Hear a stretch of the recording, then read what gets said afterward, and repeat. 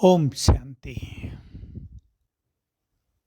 हम सभी भगवान के बच्चे, उसके बताए हुए मार्ग पे चलने वाले, मनुष्यों के मार्ग पे चलने वाले नहीं, गुरुओं के मार्ग पर भी चलने वाले नहीं, परमात्मा जो सुप्रीम गाइड है, जो परम सद्गुरु है, उसके मार्ग पे चलने वाले हैं। उसने हमें कहा, मैं तुम्हारा साथी हूँ। सदैव याद रखो कि सर्वशक्तिवान हमारे साथ है, हमारा साथी है, हमें साथ दे रहा है, तो तुम निश्चिंत हो जाएंगे, निर्भय हो जाएंगे। और ये सत्य है। योग का भी इसमें एक स्वरूप है कि हम सर्वशक्तिवान को अपने सिर के ऊपर छत्र छाया अनुभव करें। बहुत मदद मिलेगी हमें उसकी।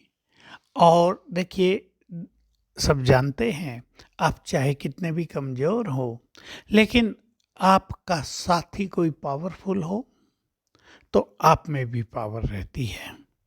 ऐसे ही अगर हम केवल ये याद रखें, इस फीलिंग को बढ़ा दें, सर्वशक्तिवान हमें साथ दे रहा है, उसने साथ देने का वायदा किया है, वो सचमुच साथ दे रहा है।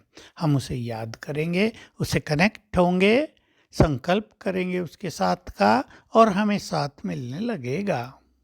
संकल्प न भी करें तो भी जब वो हमारे साथ होता है, उसकी शक्तियाँ हम में समाती रहती हैं। इससे हम निश्चिंत भी होते जाएंगे और निर्भय भी होते जाएंगे।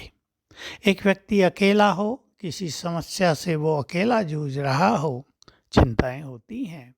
और कोई बहुत अच्छा साथी, समझदार, अच्छी राय देने वाला, साथ में मदद करने वाला, जहाँ जाना हो वहाँ साथ चलने वाला, उसकी बड़े बड़े लोगों से पहचान हो, तो कुछ और रूप होता है। हमारी पहचान सर्वशक्तिवान से हुई है। हम उससे गहरा नाता जोड़ कर रखें। जो कमी एक पड़ रही है अनेक ब्राह्मणों को, वो यही है कि उससे गहरा नाता जोड़ा हुआ नहीं है।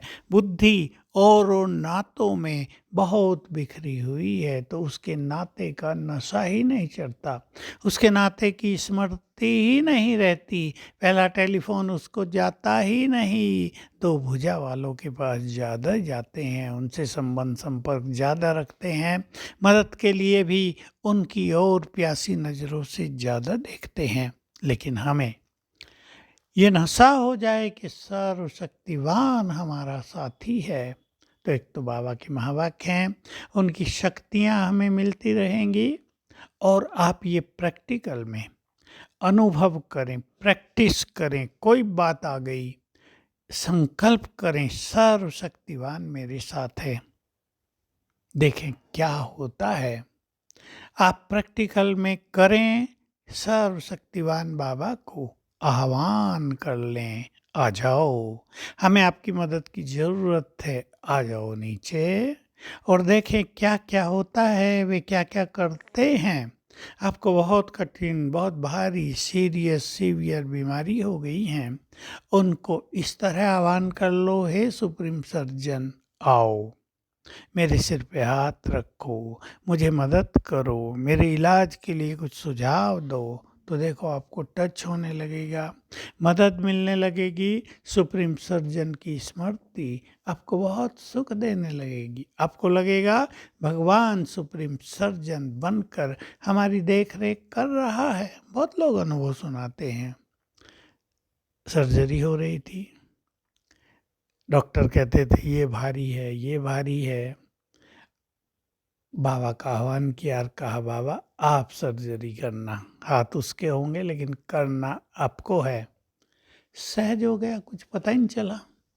इसलिए बहुत कॉन्फिडेंटली बाबा को बुलाना है और उसकी इस नशे में और स्मृति में रहना है कि संगम युग पर भगवान हमें साथ दे रहा है। जरा सोचिए तो सही, हम जीवन की यात्रा में चल रहे हैं, हमने 5000 वर्ष की यात्रा पूर्ण कर ली है।